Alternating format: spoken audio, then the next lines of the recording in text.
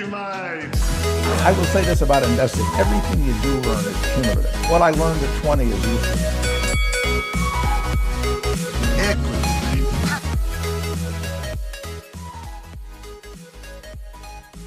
Welcome to another episode of Equity Mates, a podcast where we break down the world of investing from beginning to dividend so that you can hopefully make some returns. My name is Bryce, and as always, I'm joined by my equity buddy, Alec, the Renahan Ren. Well, Ren Renahan. How are you going, bro? Even better after that intro, mate. Even better. Yeah, so what's news? What is news? Well, that's what this episode's all about, isn't it? We're sticking to our learn to invest in 15 minutes or less. Yes. So we're not going to waffle on like we used to, but we're Sure. going to rip through two big news stories of the day. And there might be a little bit of waffle in it. We haven't touched on news for a while, so, well, let's get stuck in. Firstly, big news yesterday, Ren. Big news. Big news. Tipping your hand a little bit about when we record this, but yesterday for us at the time of recording, Coles is becoming its own company. Yeah, well, if for those that were listening on our previous, maybe it was 3 or 4 episodes ago, Ren, you actually spoke about Wesfarmers, and you said that it was a company to watch. You had it as a hold at the moment because of what's going on with their Bunnings, but now they're demerging. They don't want Coles anymore. So for those that aren't aware, Wesfarmers is a company that owns Bunnings. It owns a whole heap of coal. It owns Kmart. It owns Target, Coles, Officeworks. Target, Officeworks. Huge. And yesterday, they pretty much said, Coles, you got to go on your own. You're out of here. Yeah, the background is Wesfarmers bought Coles Myer in 2007 or 2008. 2007. Yeah, and they got rid of Myer pretty quick smart, which was a good move on their part. Yes. And then they basically turned Coles around. So Coles was pretty shocking when Wesfarmers bought them, and in the 10 years they've had pretty crazy growth. They've really become a lot stronger as a company. And now Wesfarmers Crazy is saying... What was that? Crazy grow. Yeah, it's been pretty crazy. Anyway, keep going. You're just a little bit jaded because you work for Woolworths. But, anyway, they decided that... I mean, the way they're spinning it is that Coles has been turned around and it's ready to become its own company. I think the more accurate reason is that Coles uses about 60% of Wesfarmers' working capital, but only contributes about 30-odd% to their earnings. Yes. So their return on capital isn't as efficient as other companies like Bunnings and Kmart, and they couldn't sell Target for anything these days. No, and you wouldn't sell. I think they're just trying to find a more efficient use of their capital. Definitely, reading between the lines, that's very much what it seemed. It's also worth mentioning that their CEO or your director, John Durkin, has stood down or was moved on. And Stood down in inverted commas, I think. Yes, I would say so. Well, and here's a question for you. So, obviously neither of us are CEOs, but if you were doing something like this, would you want to put the new CEO in place at the start of the process so they could see the company through the transition and then onwards? Or would you have the existing CEO see them through the transition, set them up for success as a public company, and then leave and get replaced? It's an interesting question. I think that you're always better to get rid of, the writing's on the wall for him now. Everyone knows he's going. I would be putting someone new in there now. Yeah, well, that's what they did. So, lucky they But listened to I you. thought he was seeing out. I thought he still had a while to go. Yeah, they haven't said the date. Well, at least I haven't seen the date that he's going, but they've announced his replacement. Yeah. So I imagine that it's not going to be too long. I think what's going to happen is he will stay in an advisory capacity to ensure a smooth transition, all that. Mm. But yeah, look, big news. Coles will instantly become one of the 30 largest publicly traded companies in Australia. Yep. So they're going to be pretty massive in their own right. Yeah. But now they are all grown up, they're leaving home, and let's see how they go on their own. Yeah, it's going to be very interesting. Would you be interested in buying when they go public? Oh, look, I wouldn't be against it, but I'm not sure it's the best use of funds. I think you can probably find better value and more growth out there. But look, I think, fresh food retail is a very consistent business. It'd be a dividend stock. I wouldn't be worried about it going to zero if I bought it. But, at my stage in life, I'm looking for a little bit more upside. I think both Woolies and Coles, the market really doesn't grow. The market grows at like the rate of inflation, basically. Yeah. People aren't getting pay rises, so they can't buy more groceries. So I think the whole market conditions is probably a little bit unattractive for me. But I think both Coles and Woolies are well-run companies with a lot of talented people. So I don't think you would be making a massive mistake if you put some money in it and left it for 10 or 15 years. And I also think, the share price for Wesfarmers went up yesterday 6%, and Metcash actually went down 6% as well because their CEO is now going to be the CEO of Coles. Yeah, he's not their full CEO. He's their CEO of supermarkets. Metcash owns some other businesses as well. Yeah, right. I'm looking forward to seeing the successes of Wesfarmers once Coles go and what they actually do with this $19.4 billion that they reckon they're going to be getting from the sale of Coles, and it might be a good opportunity to buy some Wesfarmers as well. Yeah, I think part of the reason that Wesfarmers went up is that, Wesfarmers shareholders at the moment are all of a sudden going to get shares in Coles and keep their shares in Wesfarmers. Yeah. And then Wesfarmers is now going to have, as you said, $20 billion to buy something. So I think as a Wesfarmers shareholder, you'd be pretty happy because they buy Woolies. Wesfarmers buys Woolies. Interesting. Well, here's my question. Does Amazon buy Coles, or Walmart recently bought Asda in the UK? Does Walmart expand to another market and buy Coles? I don't think Walmart does. I don't know. It's a tough one, actually. Like, Walmart would definitely be doing that to compete with the likes of Amazon.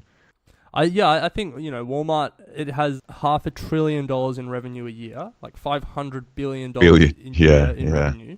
I think it is constantly looking for ways to grow. Increase that, And I think that it is looking outside of America to do that. Obviously, Australia isn't a huge market compared to the UK, so... But I guess the question is, why have we never said will Amazon or Walmart buy Woolworths, for example, or buy... Well, Woolworths is a lot bigger, I think. Well, it's bigger. You're just saying, so from a price perspective, Coles is attractive? Well, it depends what Coles trades at, I guess. But look, I'm not saying it's going to happen. I'm just throwing it out there as a possibility. Yeah. It is a possibility. It definitely is. Yeah. They spent $20 billion on Whole Foods, exactly, Amazon did. So... it's not out of the realm of possibility, but who knows? Who knows? Anyway, let's move on to the second bit of news. Yeah, Trump war. Trade war. Yeah, so we've been waiting for this one for a while. And it's finally here, Yes. It's happening.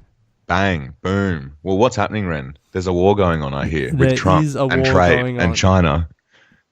Enlighten me, for those that are unaware. So... everyone reckons Trump started this trade war. He didn't. He just escalated it.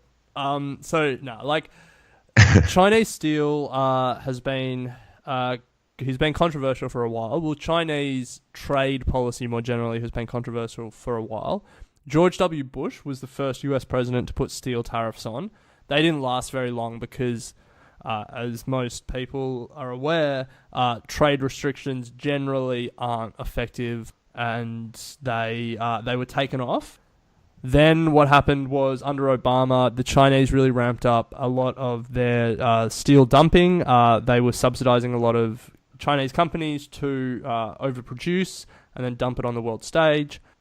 And then also there was a lot of concerns around intellectual property theft. So the Obama administration started a bunch of inquiries, and the first lot of tariffs that were put on were actually the result of one of those inquiries, and the Trump administration put tariffs on washing machines and solar panels.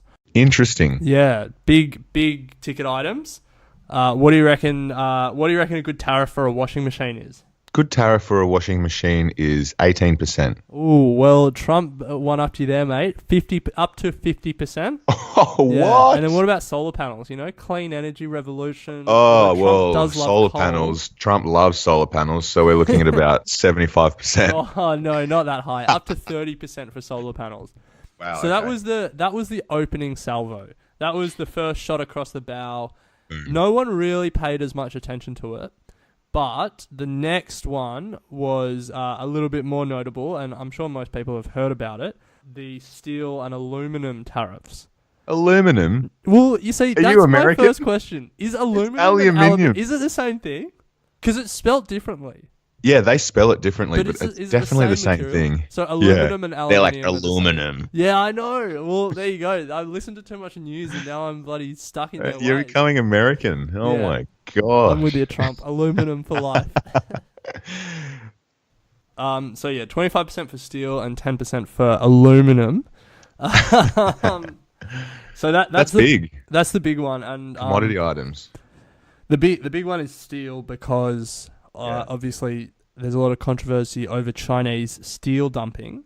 Now, the wrinkle in all this is that China isn't actually the biggest exporter of steel to America.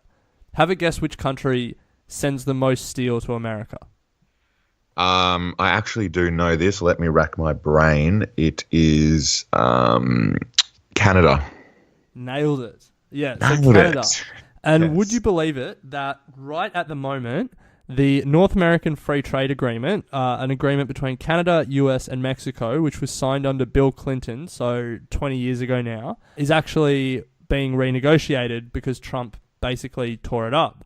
Yeah. I don't think it's a coincidence that they put the steel tariff on at the same time that they were renegotiating NAFTA, and then they said, we're open to negotiate exceptions. So I think it gave them a lot of leverage in that negotiation, and Canada now does have an exception, as does Mexico and Australia. So we got it on the basis of national security. Which is, what does that even mean? I think it's because we need a steel industry to make our own planes and boats. But I think it's more that we have been a pretty loyal national security partner. We're one of the few countries in the world where America has a trade surplus with us, which is something that Trump is big on. He hates having trade deficits with countries. Which is a stupid train of thought, but anyway. It's Trump. I know. There's some really interesting articles out there about the full court press that Malcolm Turnbull did to get this exemption, and like full credit to the bloke, whether you like him or don't. I think it's worth reading what he and Julie Bishop and Joe Hockey, the ambassador, did, including sending like a delegation of Australian business leaders who Trump likes.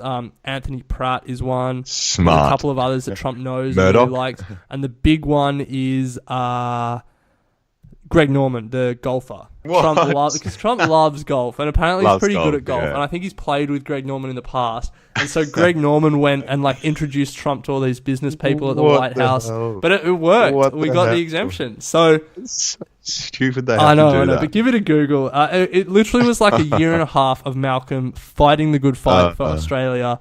So, you know, whether you like him or not, I think the way he's managed a pretty volatile president is credit to him. Right. Well, let's bring it back to an investing point of view, Ren. And I guess the question is, now that these are up, what does it actually mean from a global point of view? There's a lot of people saying that it's the start of the trade wars. That's the big question. So no one knows at this stage. But the big unknown right now is what's going to happen in retaliation. So Europe, the EU is considering retaliating. And they're being very tactical in their considerations. So the big three products that they're considering retaliating with are tariffs on American Bourbon, tariffs on Harley Davidsons, and tariffs on blue jeans, American blue jeans. Now, you might think that's a pretty eclectic mix of products, I guess. A little bit random, you could say. Obviously worth a lot to the US economy, though. No, they're worth a lot to certain people. So Bourbon is Ah. the Senate Majority Leader, Mitch McConnell, is from Kentucky, which is a heavy bourbon producer. Harley Davidsons are produced in the Republican Speaker's area. So that's Paul Ryan, who's getting affected by it. Interesting. And then thirdly, the Democratic leader of the House, Nancy Pelosi, represents the area in San Francisco where blue jeans, Levi's jeans are made. So they're being very tactical in who they are hitting and who they're trying to hit them where it hurts the most. Yeah. So that's why they're also looking at putting tariffs on orange juice and peanut butter and I think cranberries as well. So EU just cherry picking some products there. And then the big one is what will China do? That is the big question. They've said they're not going to do anything at this stage. They want to just wait and see. But that's a lull. They are also doing a year-long probe into American subsidies of sorghum. Now, that's not a made-up word, I promise you. It's spelled Sorghum, and it's basically like a grain. But I think the broader investigation will turn into American agricultural subsidies of things like wheat, corn, soy, and whatever this sorghum is.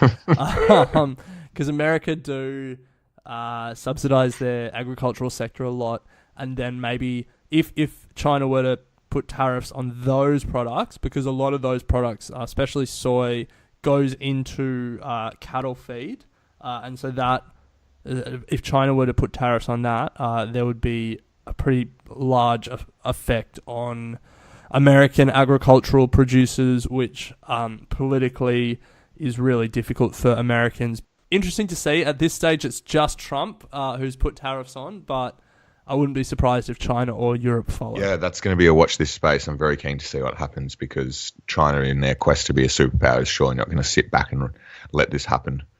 Let Trump dictate them, but who knows?